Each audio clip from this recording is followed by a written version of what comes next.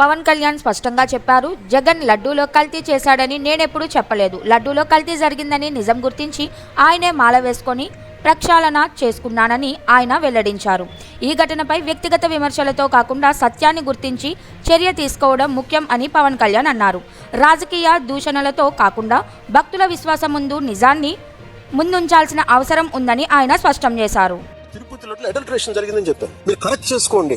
నేను ఎందుకు మాల వేసుకుని తిరిగానంటే, నేను మనోహర్ గారి చాలా పర్యాలు మేము తిరుపతి వెళ్ళినప్పుడు, తిరుపతి తిరుగుతున్నప్పుడు మాకు చెప్పారు కల్తీ జరుగుతుంది సార్. ఇక్కడ జనంలో ఉన్న మాట చెప్తాను సార్, 1 కిలో నువ్వుల నూనె ఇంత ఖరీదుంటే ఈ కిలో నెయ్యి ఎలా దొరుకుతుంది సార్ వీళ్ళకి? ఇది కల్తీ కాకపోతే మీకు అర్థం కావట్లేదు. నాకు ఆ గిల్ట్ నాకుండి అది నేను ప్రక్షాళన చేసుకున్నాను. అది డ్రామా చేయడానికి కాదు. అది అట్లీస్ట్ దెన్ సీఎం అతని గురించి చెప్పాను, నేను చెప్పలేదే. ఆయన కూర్చొని చేయమంటాడు, ఈ లడ్లు కలపని ఎవరు సెన్స్ ఉన్నాడు, ఎవరు చెప్పరా మాట.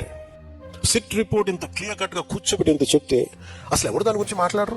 There is no ghee at all. వాళ్ళు ఏం చెప్పింది, there is no ghee at all. నెయ్యిలో నెయ్యలేదు.